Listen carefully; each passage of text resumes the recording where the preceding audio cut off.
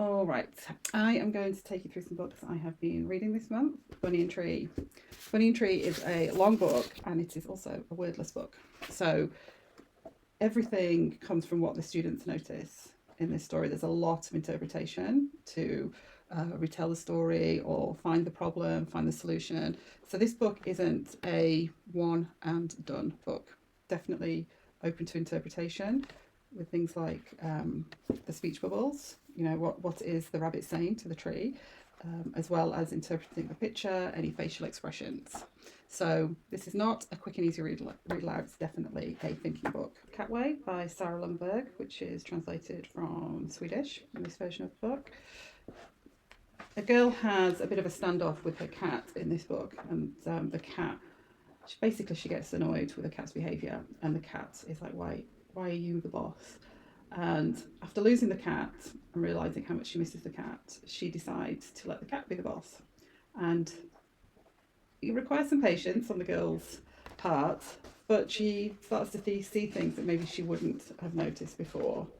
And doing this helps her become closer to her cat.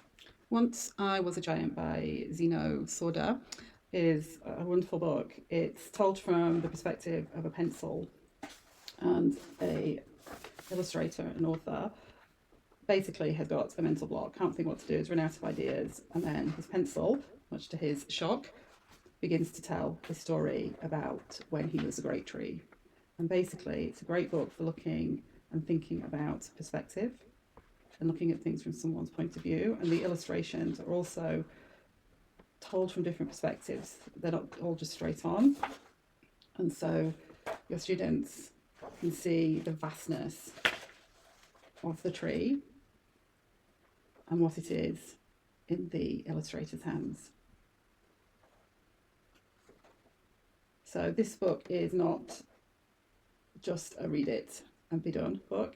It's a book that is open to a lot of discussion about interpretation and what the pencil is thinking, what the illustrator is thinking, and making sense of the illustrations. I picked up Bothered by Bugs from my local library, and because I love Emily Gravitt's books and illustrations.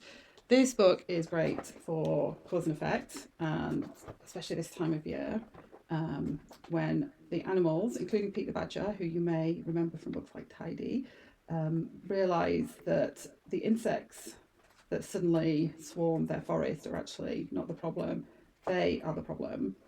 Their behaviour and their actions is what causes the infestation of the insects. I Am Quiet, a story for the introvert in all of us.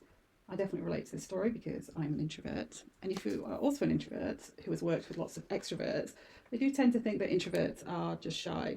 This book shows that that actually is quite different.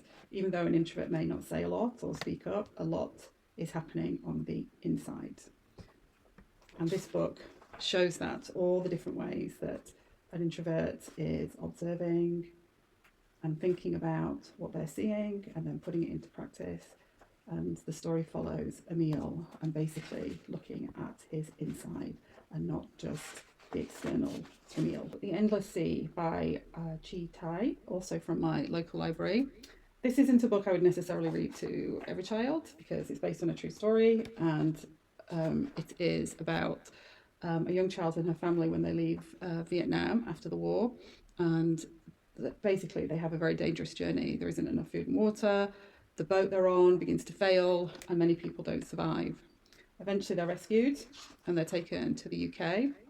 The book is also told from a child's perspective, which keeps it simple, but the experience that they're going through is definitely not simple.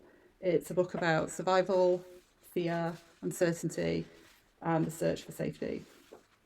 As well as using this book to talk about immigration and the journeys people go through to find safety, you can also use it to sequence the events of the family's journey. And also it's a great book to look out for inference. There's not a huge amount of text. The images definitely relay a lot of the story.